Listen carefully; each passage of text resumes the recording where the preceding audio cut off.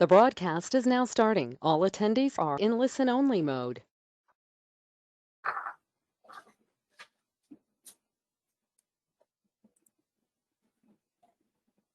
Good evening. On behalf of the Student Academy of Doctors of Audiology, I would like to welcome you to today's Student Practice Management webinar on personal selling.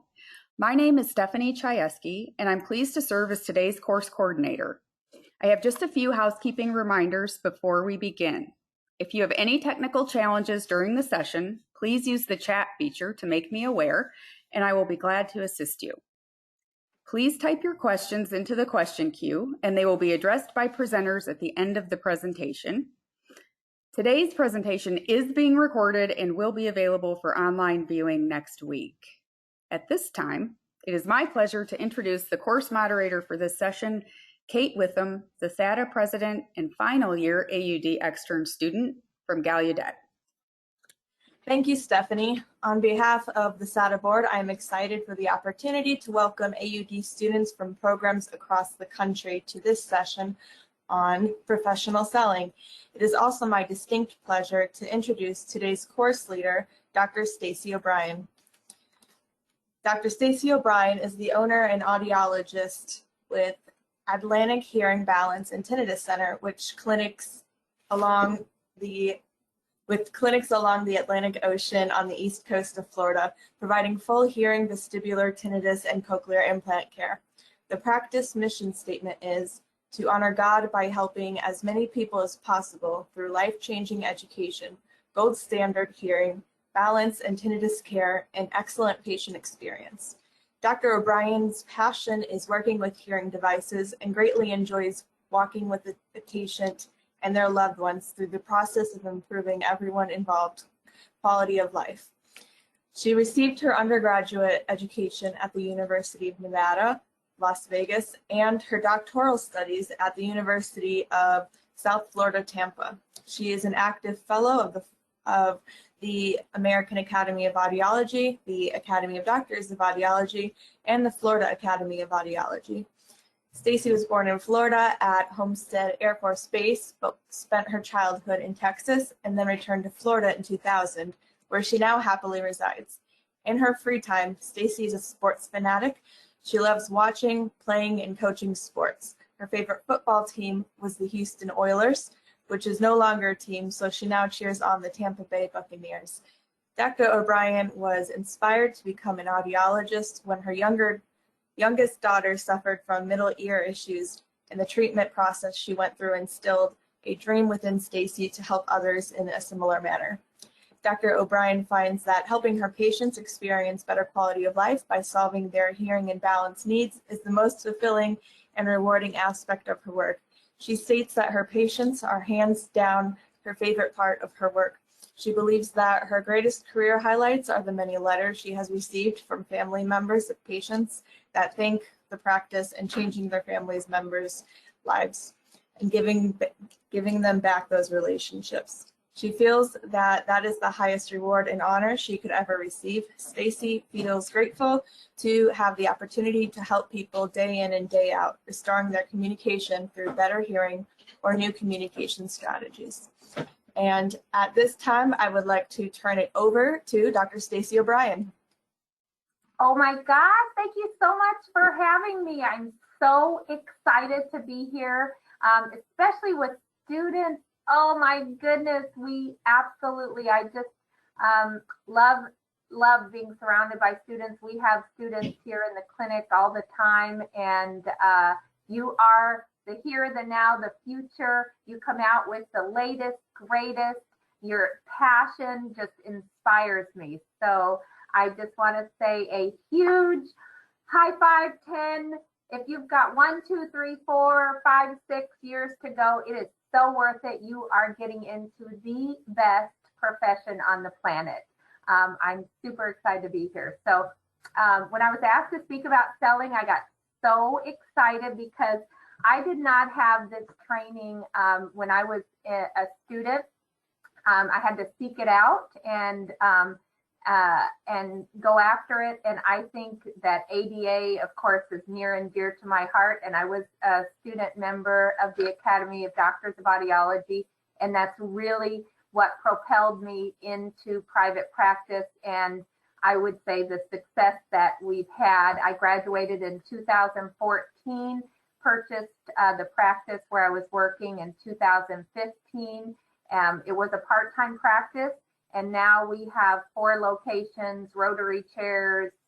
It was hearing aids at that time, but now we do full service, and ADA was hugely instrumental in networking and information, the business plan competition I competed in. So you all are investing wonderful time with a great organization, and they did not pay me to say that. So I want to get right into it, because I'm hoping that we'll have lots of time for questions and interactions. This is a process that had to be fine-tuned. I realized early on with my passion that I could really over passion somebody and persuade them just by not letting them out of my office that they needed to help themselves with what I was trying to help them with, their better hearing. But it became clear that that was exhausting, and it was a lot left by chance. You know, what do I do if a patient says this? You know, do I have a process? I did not. So I want to get started by just telling you a couple things that I hope comes from this. I hope from this time together that you will know that selling is not bad. It's not a bad word. When I was going through school, there was a consensus that we're not salespeople, and you're not a salesperson. You are better than that. Stephanie, do you mind advancing to the next slide, or if you can hear me? So, oh, there we go. I got it. Okay, so, oops, it went too far. How do we get back? Oh, thank you. Okay. So 2 things to note. Selling is not bad. It's not a bad word. Like I was saying, when I heard that, you know, and there was such passion with, we're not a salesperson, we're not selling anything. It was an inner struggle, because I knew I was trying to get someone to do something that they necessarily maybe didn't realize they needed to do, and they were going to pay me for it. So to me, that was sales. But so I hope that you know by the time we're done here that selling is not a bad word, and it is not bad. I hope that you feel from this presentation empowered to help sell your patients, to help your patients. We're not helping our patients if we cannot get them to move forward, if we cannot persuade them to take the next best step for their better hearing or balance. May I have the next slide, please? I want to just take this time just to read quickly the synopsis that I submitted when I was asked what I was going to talk about. So you can read this on the screen as well, but this is the basic summary, the overview of why a sales pathway is critical. And we're going to talk about a pathway. So as audiologists, it's necessary that we improve our persuasion skills because our patients will opt to forego or delay treatment. It's not a chronic disease, and oftentimes there's a lack of urgency. We know this. They wait 7 to 10 years on average. So it behooves us as audiologists to build the problem, to bring the initial hearing aid evaluation event to a crescendo where they're well aware of the consequences of untreated hearing loss and aware of the significance of their problem, their pathology, and we create a high level of enthusiasm and hope for treatment. And then we're prepared to deliver on our promise. It demands that we be on our game at each and every event for each and every patient. The proven way to stay on our game is to enact a checklist, a process, a pathway, not unlike a surgeon would have in an operating room. I will present on how we ensure that we are buoyant, clear, engaged, in tune with our patient, and that we stay positive regardless of their feelings. We know where we want to take them, so we are undeterred of the process. So when it comes to time to make the recommendation, we can be courageous, concise, and clear. So the next slide, please. So I want you to, I just wanted to just give the definition rudimentary. A sale is a transaction between two or more parties, typically a buyer and a seller, in which goods or services are exchanged for money or other assets. So I want to just stress, we do not sell hearing aids. We sell better hearing. If someone comes in and says to me, I want to buy this hearing aid, and they came in the front door, we wouldn't sell them a hearing aid because we're not in the business of selling hearing aids. We would let them know that we have a process, a pathway to ensure that the hearing device, which is a tool in better hearing, gives you what you're looking for. So just to reiterate that. And I want to ask, and I know we can't really respond, maybe we can, I don't see any comments, but has anyone had experience with sales training in audiology? Like I told you early on, nobody would have ever called it sales training, but how do you consult a patient? That there was no course on how to walk a patient through the process. So I got this feeling that it was bad or wrong. But I want to tell you something early on, a couple things that happened to me. I would get patients referred to me for a foundation. We partnered with the Starkey Hear Now Foundation, where we could provide devices and help for patients who could not afford it. And I would get these patients that were just sent right over.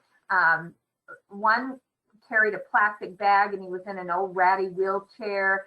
And, you know, we didn't treat any of our patients any differently. So I took them through the whole pathway, and which you'll see in a minute, we'll talk about. And at the end, you know, I made my recommendation. I explained that we have all kinds of options to meet all budgets. And I also let them know that we partner with Foundation, that we get, if you qualify financially, we get the devices donated, we donate our time. And he had in his little bag, our local grocery store bag, full of cash. And he said, well, how much is it? And I told him what our top technology was, and it was thousands of dollars. And he just got it out and said, Dr. Stacy, I trust you. I know you're going to do me right, and paid in cash that day. And it just, I had a couple of those experiences, and it taught me a lesson about never doing anything different or putting my preconceived notions on a patient. If they come in and they don't necessarily look maybe that like they have the resources, or they apply for the foundation and you are sure that they're going to be a low income patient, those patients don't get treated any differently, because so many times they don't apply or they don't get approved, but they see the value.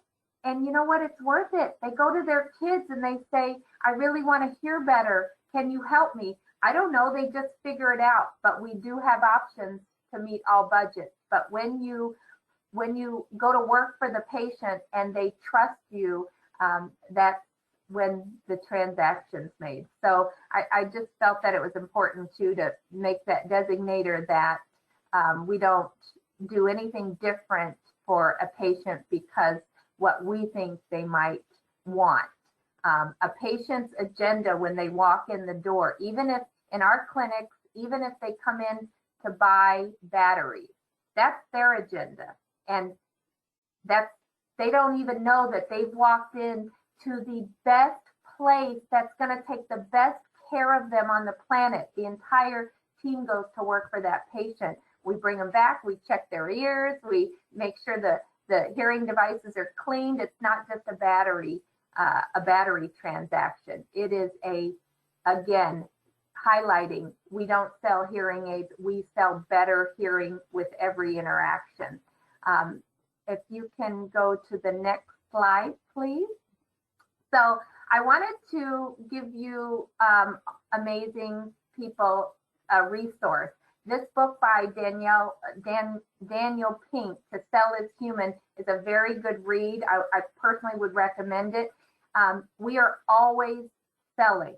This talks about really how there is no natural salesperson. That's a myth.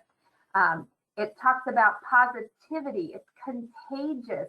If I'm in with a patient, I was with a patient up until a few minutes ago. It was almost 8 p.m. here, who came in and came in with their agenda, and an hour and a half later, 2 hours later, left with our agenda of better hearing. And it was wonderful. And our positivity, she left here with it. It got her through the hour and a half appointment. So I want to encourage you, positivity, and the more positive, the better. So, you know, if people think you're weird, people think I'm weird. If people don't think we're weird at some point in life, or then, you know, then that's weird. There's my philosophy of the day. So this book also talks about the ABCs of moving others, attunement with the patient, how to stay in attunement with them, how to be buoyant, how to stay afloat if you're getting what you might think is a rejection. If somebody tells you a rejection, that is beautiful. They are giving you an insight to their soul on why they're having hesitations, and that's like a golden nugget. You have the ability to address that, and it's best to address it head on. Also, the book talks about clarity, so the ABCs. I do want to just say that a salesperson, so this book talks about how now pretty much we're all in sales. I mean, have you ever been with your friends and you want to go to a certain restaurant? You've got to sell that idea. And it's actually, he talks about in the book, it's not extroverts that are the best salespeople, and it's not even introverts, although they're a little bit better than extroverts, but he calls them ambiverts, and they're a mix in between. The extroverts talk too much. That would be me. I had to seriously, and I still work on it every day, talk less, be purposeful with my words. And the introverts tend to clam up and don't talk as much. So it's very interesting. I think you all would benefit from it. Whether you have a desire to be working with hearing devices or not, you are going to be selling. If you're in a hospital setting, you're going to be selling when you diagnose and talk to somebody about the treatment options. I've heard several students say to me in the years past that they didn't really like the pressure of selling, so they were looking to go into with the VA, where they give them away for free. And it just made my heart hurt, and I had to talk to them about that, because those veterans even need more selling, more persuading. We're persuading somebody to do something they don't want to do, and because it's free, you really have your work cut out for you, because there's no value typically when it's free. There's all kinds of social behavior that shows, social sciences that show when something has no value, it gets less treated. It gets treated poorly. They don't wear their hearing devices. They don't really care about them. So in the VA, it's even more important. How come in different countries where hearing devices are given away, there's socialized medicine, they still have the same low adoption rate, sometimes poorer than the United States does? It's because to have somebody move forward to treat their hearing loss with hearing devices, they have to be persuaded. They don't, not even if they're free. So just keeping that in mind. The positivity factor of this is really huge too. I guess if you're too positive, that could be a downer, I'm sure, but I'm probably closer to that than I'd like to think. Can we go to the next slide, please? So here's in order to be good, excellent for every patient, this idea of a pathway started to present itself, a process, a pathway, a checklist of what we do with every patient so that every patient gets the same best possible care. It's in our mission statement, but you know what? We found out we weren't living into our mission statement. We were letting a schedule rule us. We had a lot of appointment types. We had a real ear appointment type, a clean and check appointment type, a cerumen removal appointment type. And you know what? That's what we did. We did what the schedule told us. Well, that there's no way. That's what we noticed as we started to look at patient care and conversion rates, that we were missing opportunities because we were being a slave to the schedule, I'm embarrassed to say. So we went back and looked at the process and created a checklist, a pathway. We call it the hearing pathway. And it's off of this idea by Dr. Atul Gawande. This is another book that you should read. It's the last book I have in here, so but it's a great read. It's called The Checklist Manifesto. And he was a surgeon who was doing surgery and just could not believe the amount of medical errors. So a checklist was created.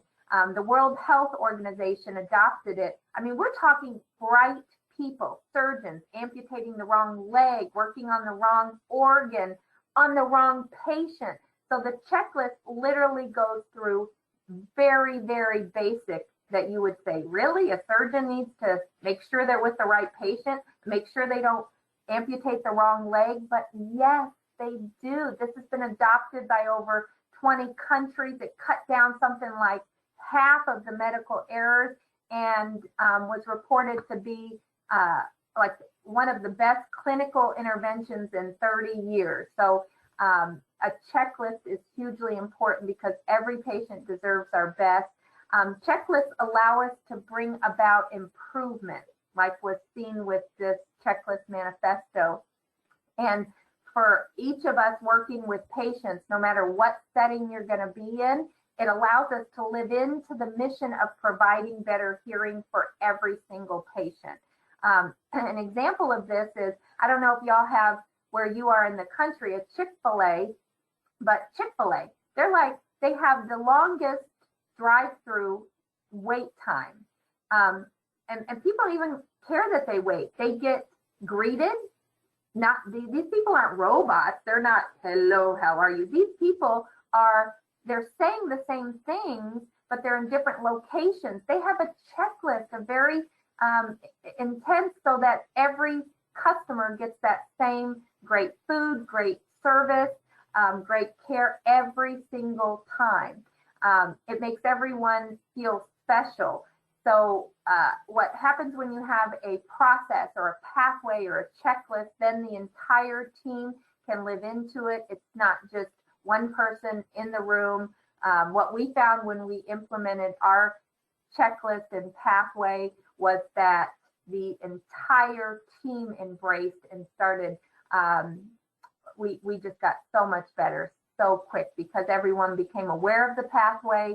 We knew where each patient needed to get to. Can we advance to the next slide, please? So this is a summary, a high-level summary of our pathway. Our pathway is actually for each patient.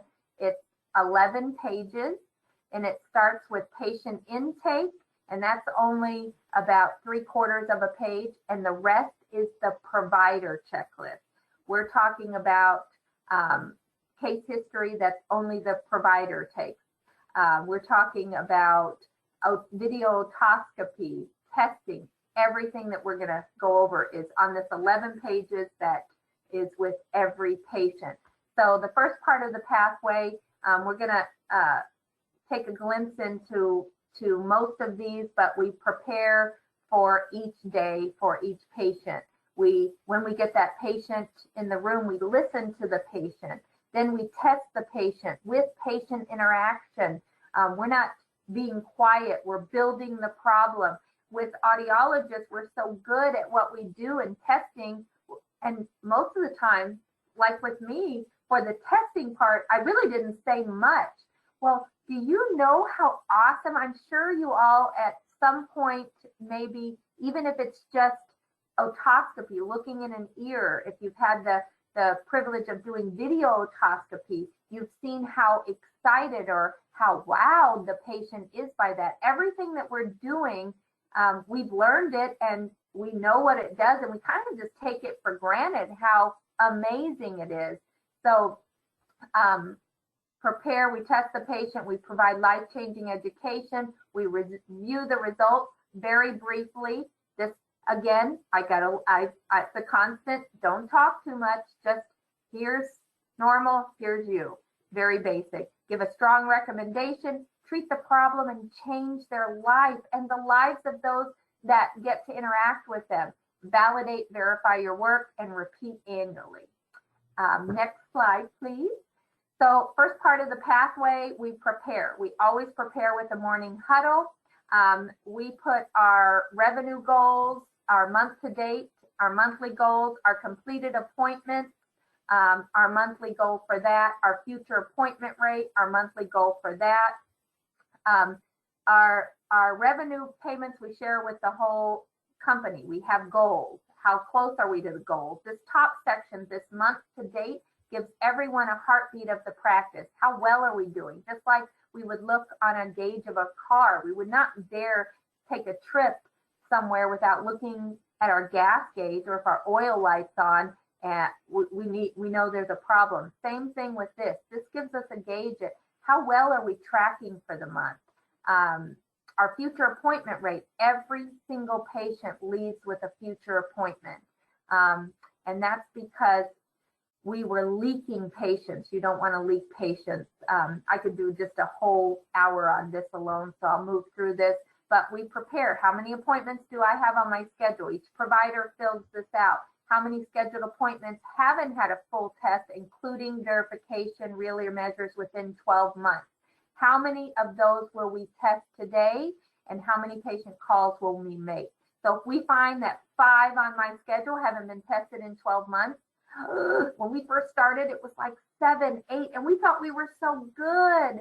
And here these patients were going years without an annual test because we were just so busy and moving through, following the schedule. Nobody stopped to take a look. And so I'm sharing this with you transparently because it can happen when you get busy. But again, a checklist, a pathway ensures that every patient gets the better hearing that they've entrusted us with and that we have promised them.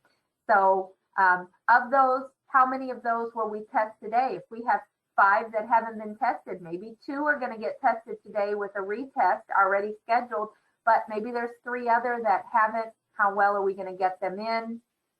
Can we maneuver the schedule? Can we get them in? If we can't, it's an urgency to get them back. So next slide, please. So for the second, the next slide, we have listen to the patient. We're taking the patient intake, and you may be asking yourself, how does this have to do with sales? Why am I going over all of this? I just want to just give you a glimpse of the end of the movie or a peek into the end. If we are pouring all of this into the patient up front, you will never have to ever feel like you're ever selling a thing. We are going to work for the patient so that by the time we get to the end, we have earned the right to make the recommendation.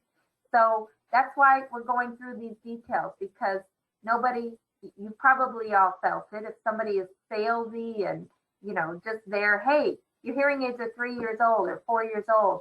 New technology is cool. You should try it. It's really good. Oh, and it costs this much money, but you're going to love it. Like, what? We're going to go to work so that the patient, by the time we come to the end, it's going to be, we're going to have deserved the privilege of giving our recommendation. Now, this is something we talk about in my practice about receive, relax, rescue. We practice this from taking a phone call to receiving a patient in the clinic to sitting in the patient room with the patient. We're receiving what they're saying. There's no barriers. We're always looking for a way to say yes and, even if it's going to be different than what they want to hear or what we think they want us to say. We're always looking for a way to say yes and. We relax. It's okay to not have all the answers, and it's okay to be relaxed. This is an event for most patients. They have waited years to get in here. So they've had to coordinate, many of them have had to coordinate a driver, time off work. They've waited in the lobby filling out patient paperwork. They're anxious about this because I know now this appointment's going to say I need hearing aids and I don't want them. My neighbors don't wear them. They sit in a drawer. There's anxiety. This is a big deal, and we have to be sure that we are ready and prepared. We call this an event in our office. We are prepared for the event to help a patient. And a checklist helps us make sure that we don't get off track, or if we're having an off day. No, we can't have an off day. This is our Broadway. This is our show. If we're having an off day, that's just going to be awful for the patient. They may never seek out help again. I do believe what we do is life-saving, and that if we don't help this patient when they're in front of us, that if they don't get the treatment they need, they are most likely going to die earlier of some kind of a fall or cognitive decline. There is a burden on us because we know what we know, and because this gets put off and it's such a gradual decline for most patients, the burden on us is to make sure that this process goes efficiently and that we are on our game for every single patient, for every part of the checklist, the pathway. So it's okay not to have all the answers. And then we're rescuing the patient. We're moving the patient through the process. We have a patient companion form that the companion fills out.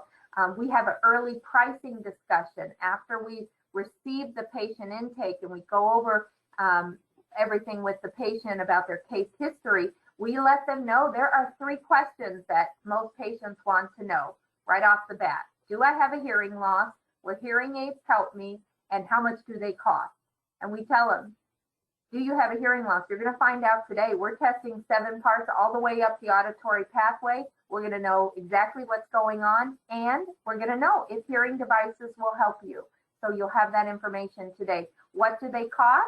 We have price anchoring cards in our offices that have on one side, they have the range of what our costs are on the from different digital technology up to lyric subscription down to an amplifier. On the other side, it has our foundation information and cochlear implants, $350 application fee to $80,000 plus. So it just tells them this is the range. It takes that off of them that, oh my gosh, I have no idea. Is it going to be 20,000 or 5,000? But it's a range there, and they know that. So we can move to the next slide, please. So we test the patient during this process. We're doing videotoscopy. All along, we're building the problem. Remember, they have forgotten about the problem. They have managed the problem. They have coped with the problem, and they are probably happy with the problem because it's what they're used to. I wear my TV ears now. My wife and I watch TV in different rooms. I just don't go out that much. They have lived into their limitation. So this is not good. So here they are for this event that they have put off for much longer than they should have.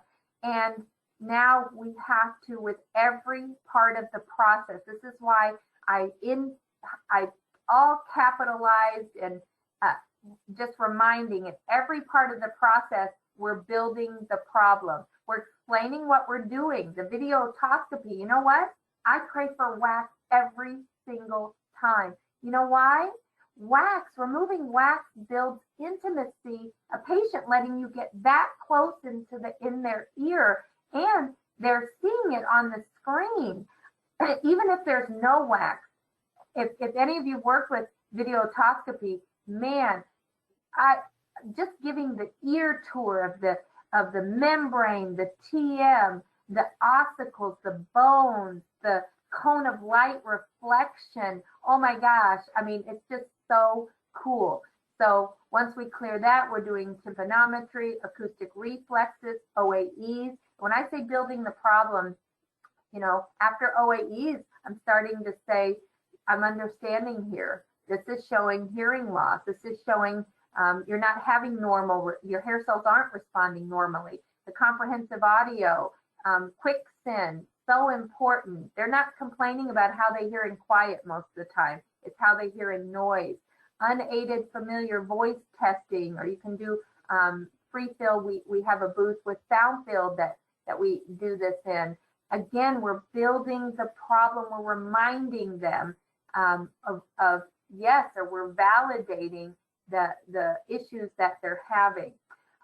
Next slide, please. When we're done, we're going to review the results.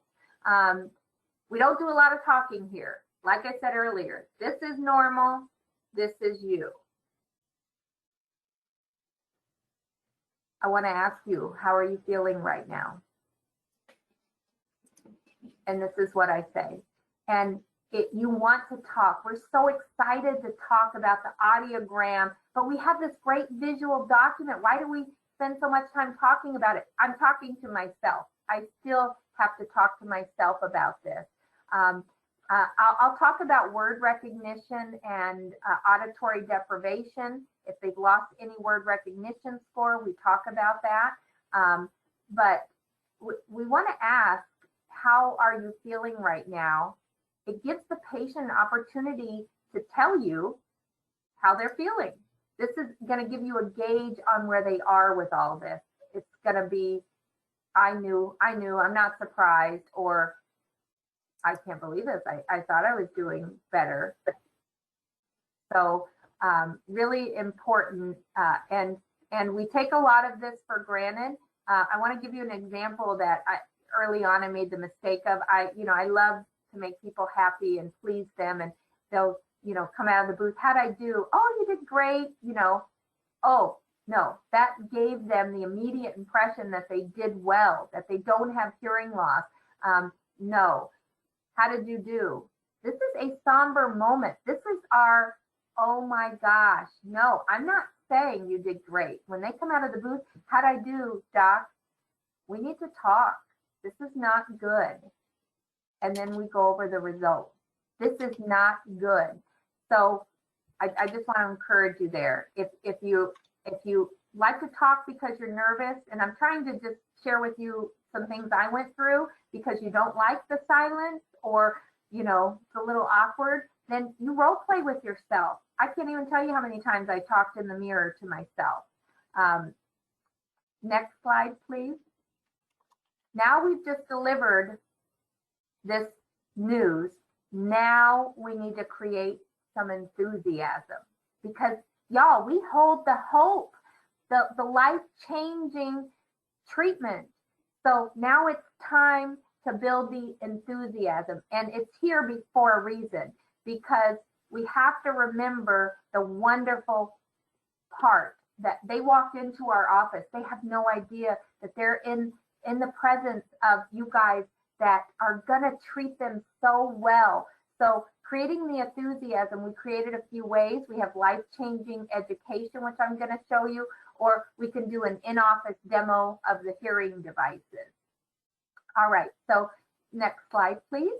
We go to life-changing education, and I'm gonna show you 4 slides that we use in our clinic that just review how we hear, why they aren't hearing, how the brain reacts to not receiving all of the information, and the possible effects of untreated hearing imbalance loss. All patients that come in leave with studies that reference what we talk about. We talk about the higher incidence of Alzheimer's dementia. We talk about the greater fall risk, 3 times greater risk with untreated hearing loss, how falling is the #1 cause of accidental death in patients over 65. They fall, something breaks, they don't recover. We talk about how hearing devices relieve the cognitive load. And we physically give them the research and encourage them to look up more on their own. If we don't tell them, how are they going to know this information? So I want to encourage you to really, I mean, if it were me, if some of you out there know me, you know I'd have them leave with a binder for sure. Like, there is not ever too much information I feel like you can give a patient to leave, because again, what we're doing is life-saving, and we just need them to know when they leave our office all this information. The next slide, please. I should have put these all on one slide, but this is, we show them the anatomy of the ear and then go over how it all moves up the pathway. And then we talk about, next slide, please, the inner ear and those hair cells, how they're this is a picture of normal.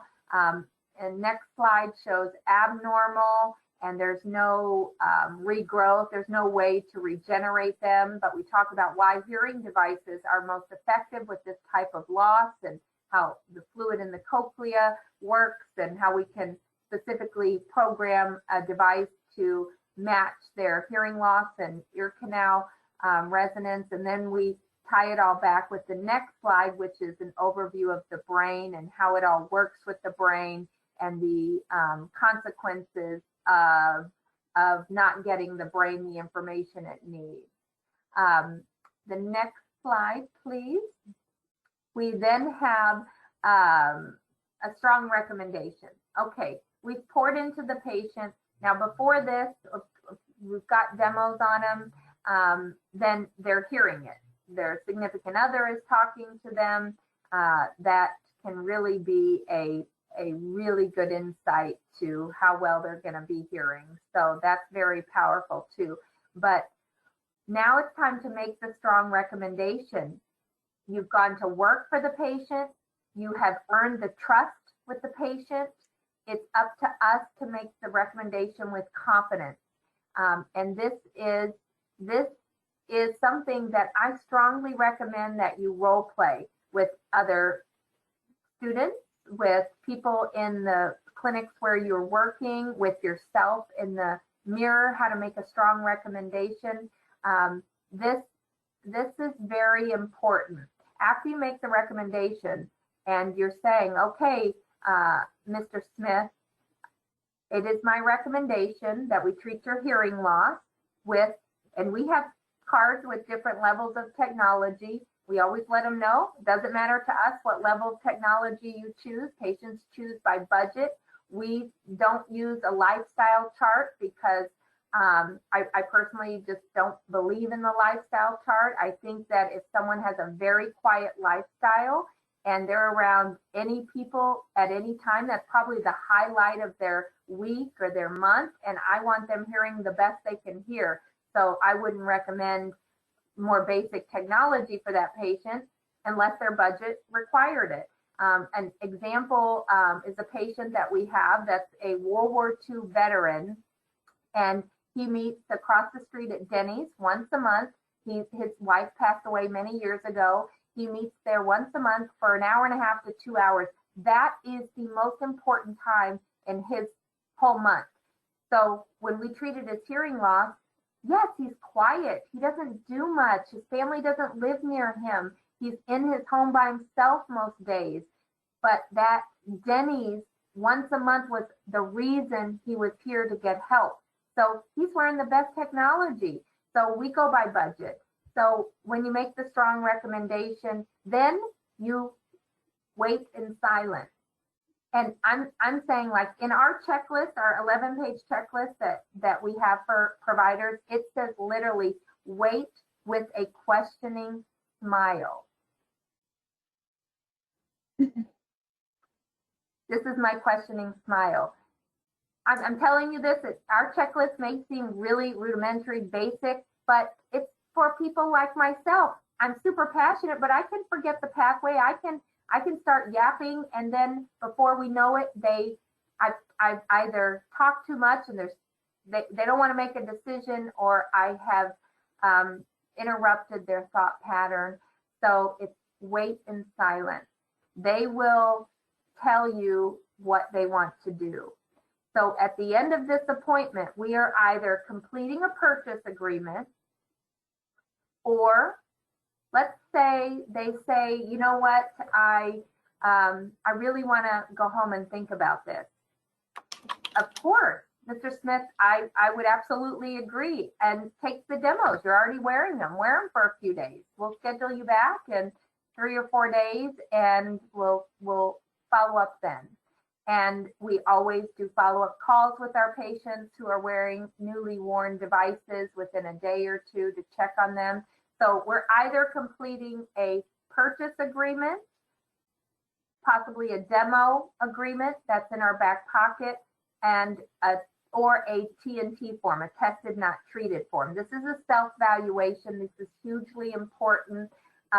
You want to know why it didn't work out. You want to evaluate yourself. You want to get better. We are in the constant learning and improving mindset in our clinics. Can you go to the next slide, please? And this is to that point. To fulfill our mission, we need to be in the mindset of continual learning and improvement. And the pathway that we have now is probably going to keep improving. I mean, I don't want to rest on our laurels. We're doing very well. We thought we were living into our mission statement, but when we really stopped to take a look, we found out we were not. It's so valuable to not let yourself get comfortable. You're probably, I hope you're just so excited to, see a patient and to help.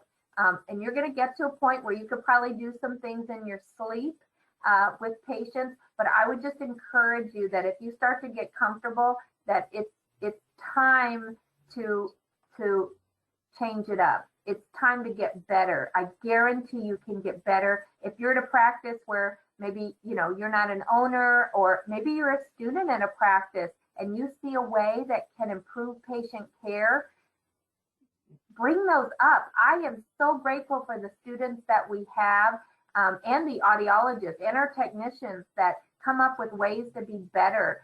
We are in an environment, we hire people who are of the mindset that want to be continually learning and improving. And I know about you because you're a student to become a doctor. Some of you may be doctors already, that you want to achieve lots of things. And there is no better achievement than pouring into a life.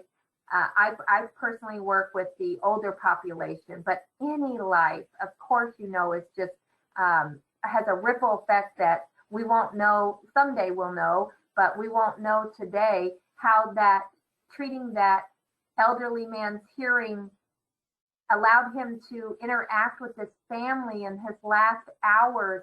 We have patients in hospice that could return their devices after they passed away, but the family said it brought so much joy to us to be able to interact with him in those last few days that we want to donate this. We don't want to return it. Do you have anybody who's in need? We had a patient who she was struggling with breast cancer, and she ordered pink devices, and I had the privilege of working with her in her last 3 weeks of life. I'm getting God bumps talking about it. And she passed away, and her family came in tears and just wanted to give the organ of hearing to others. And every time this has happened, and it's happened quite a few times, literally the same day or the next day, a patient will come in who needs help, who doesn't qualify financially for the foundation, but needs better hearing. And in their name, we give the gift of better hearing. So I want to encourage you. That you are in the best profession, and it's just going to keep getting better. with the onset of different avenues of delivery of hearing aids, there is no need to worry when you go to work like this for the patient. There is no need. We do this and patients say, I can't believe that. I've never been tested like that. The other night we had, in this climate, we've had retail stores shutting down, and we're just picking up lots of patients, praise God. And we had a husband and wife who had been to three, their place closed down, who sent them to another place who closed down, who sent them to another place who closed down, who got to our clinic. Now they're leaving to go to Connecticut for 3 months. We have snowbirds here, husband and wife, they needed help. They said, we just need our devices clean. We're not doing that well. They were 30 minutes on my schedule. They arrived at 3:15 and they left at 5:15. Fully impacted wax. His devices weren't even working. Her ears were clean, but one device wasn't working. We put them in the booth. We got thresholds. We ran REM. They were blown away. And you know what? They could not believe it. They can't wait to get back here to come see us. Y'all, if you just do the right thing with the patients, and I know you will, you're gonna live the best life ever. This is a wonderful profession. I would encourage you, because when I first started and I got out, I really thought time was, I was pressured if I was running late. And I remembered something. I had the privilege of being in the Starkey Entrepreneur Program, and I don't think they have it anymore, but I got to work alongside Bill Austin, Mr. Austin, who owns Starkey, and he does a lot of mission work, and we were on a mission.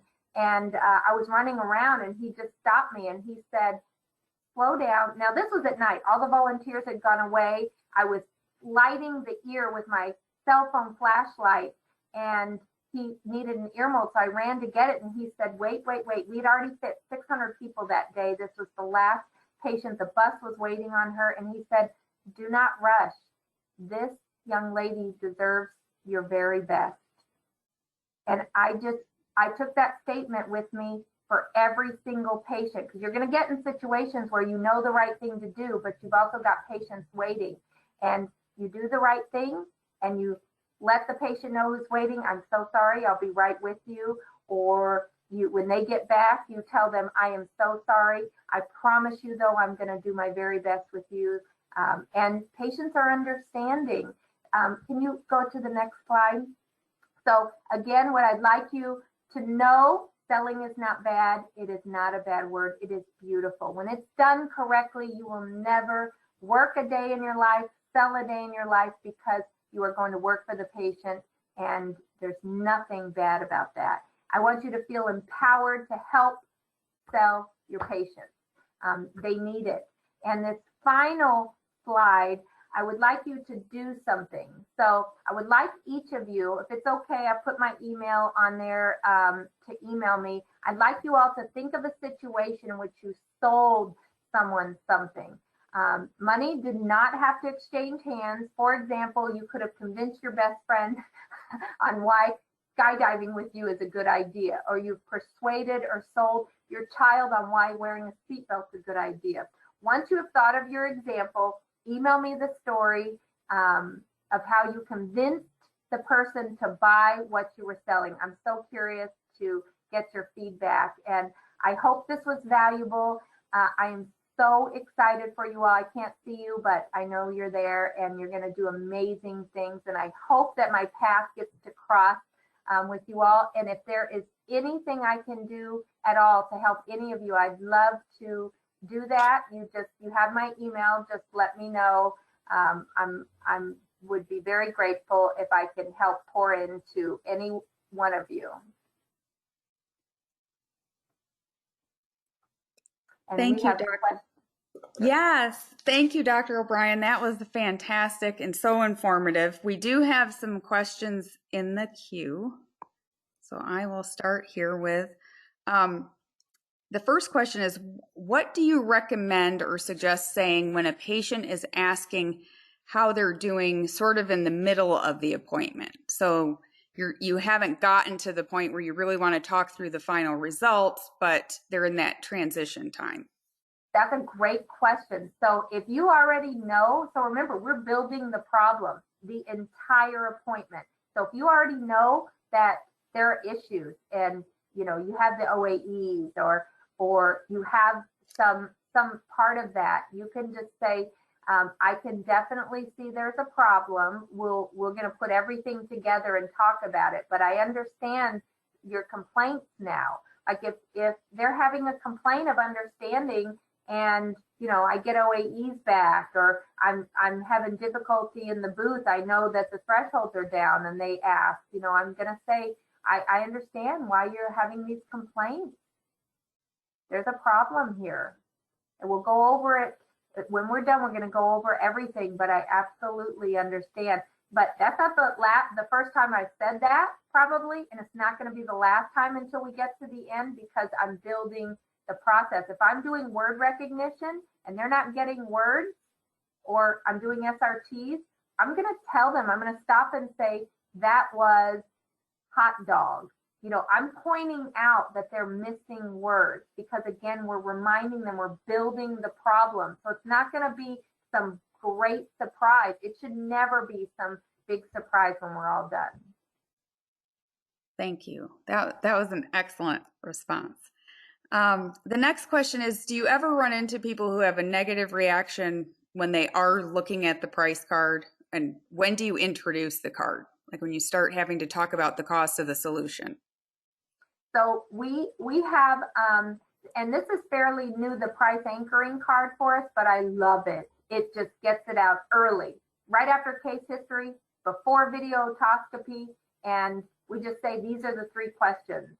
And, they see that for us, it's, foundation to cochlear implants. And then we turn it over and say, you're probably somewhere in between here, But if they say an objection, and let's say you don't have a price anchoring card, and you're at the point of delivery of the treatment options, and they say, then you just look and say, what did you have an idea of what they cost? I mean, I'm genuinely interested. What did you think? By the time they come to you to talk about their hearing loss and hearing devices, they know they're going to cost something. They've talked to somebody, they've done some research, or they've put them off because they cost so much, they think. So that's what I say. I'll just be quiet for a second. There's usually another something coming. And then, when I say, have you thought, usually what I will say after I present the options, I just go right into, what is your budget? Have you thought about what your budget is? And depending on what they say from that, well, I have no budget. Well, that's fabulous. You have no budget in a good way or a bad way. And we offer financing, it keeps it low. And I'll tell them, believe me, this is the worst part about what I do, that this costs the patient money. But we have options for all budgets.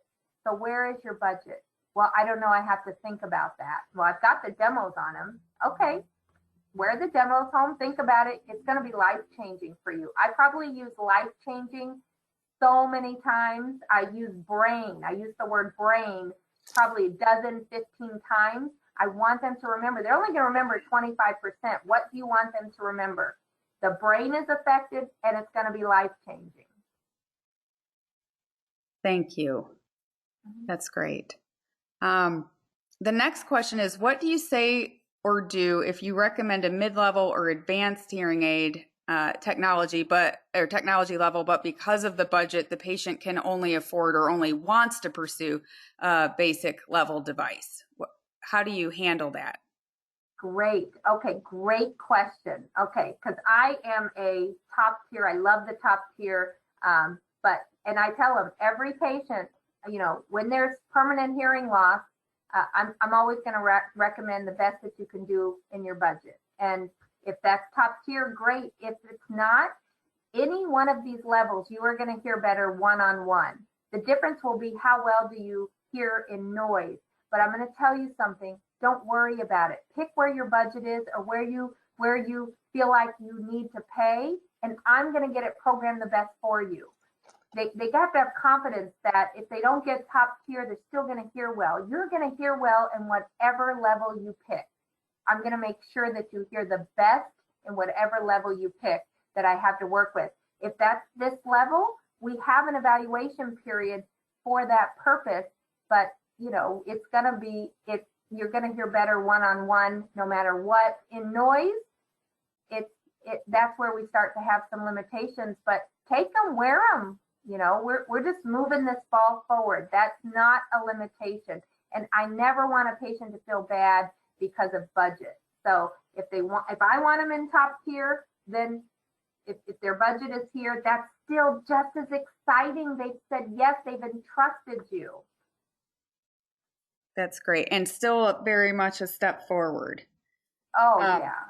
For sure. If we could switch gears just for a minute and talk about other types of services that are not as product oriented. So I know that you provide tinnitus and vestibular services in your practice. Do you encounter ever some resistance to sort of paying for treatment services or things like that in the same way as devices? And do you use the same approach to it? So for vestibular, we're pretty much on most insurance plans. So, and we do the diagnostic battery.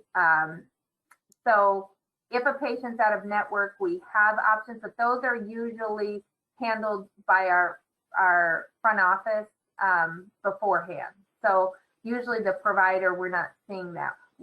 Once someone comes in, if they need treatment, we don't get reimbursed for it, but we bring them back as a follow-up, or they can go self-pay.